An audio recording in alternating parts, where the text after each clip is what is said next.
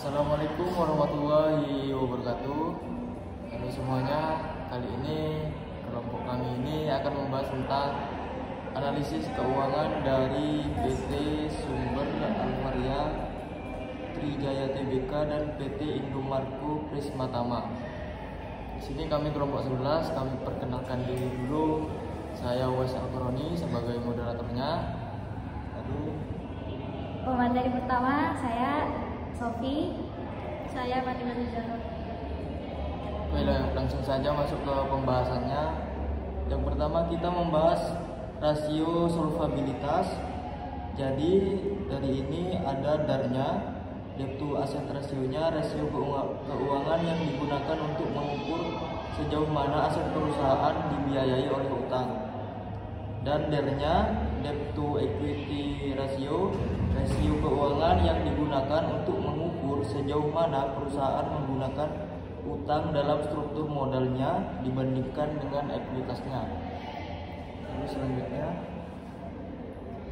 profil singkatnya tentang dua perusahaan itu Alfamart. Alfamart adalah jaringan minimarket waralaba di Indonesia yang didirikan pada tahun 1999. Perusahaan ini dimiliki oleh PT Sumber Alvaria Trijaya Tbk. Alfamart dikenal dengan slogannya belanja puas harga pas dan menawarkan berbagai macam produk mulai dari kebutuhan produk hingga produk elektronik. Indomaret adalah jaringan minimarket waralaba di Indonesia yang didirikan pada tahun 1988. Perusahaan ini dimiliki oleh PT Indomarko Prismatama, anak perusahaan dari Saring Group. Indomaret terkenal dengan slogannya mudah dan hemat dan fokus pada penyediaan kebutuhan pokok sehari-hari. Indomaret pertama kali dibuka di Ancol, Jakarta Utara untuk memenuhi kebutuhan karyawan. Data keuangan PT Sumber Alvaria Trijaya Tbk pada tahun 2021 dengan total liabilitas Rp18.503.950. Kemudian dengan total aset Rp27.493.748. Total ekuitas Rp8.989.798. Kemudian pada tahun 2022 total liabilitas sama dengan Rp19.574. Total asetnya Rp30.746.266. Kemudian total ekuitasnya Rp11.470.692.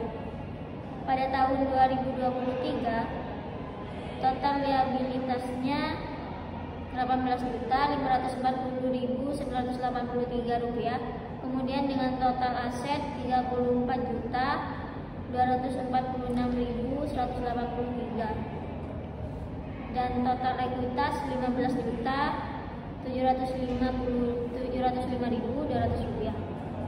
Kemudian pada data keuangan PT Indomarko Prismata tahun 2021 dengan total liabilitas Rp6.825.270. Kemudian dengan total aset Rp18.122.481. Kemudian total ekuitasnya Rp11.297.211. Pada tahun 2022 total liabilitasnya mengalami penurunan yaitu Rp6.590.854. Kemudian total asetnya Rp18.918.152. Kemudian total ekuitasnya Rp12.337.298. Pada tahun 2023 total liabilitasnya naik menjadi Rp7.637.304. Kemudian total asetnya sangat tinggi dengan jumlah Rp20.710.860. Kemudian total ekuitasnya di sini terbilang tinggi juga yaitu 11.073.556 rupiah.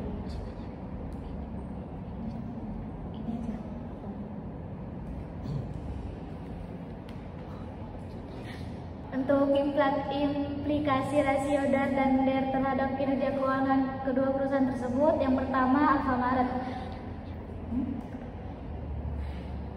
Alfamart menunjukkan penurunan signifikan dalam rasio DAR dan DER dari 2021 hingga 2023. Ini mengindikasikan bahwa Alfamart mengurangi ketergantungan pada hutang untuk membiayai asetnya dan meningkatkan proporsi ekuitas.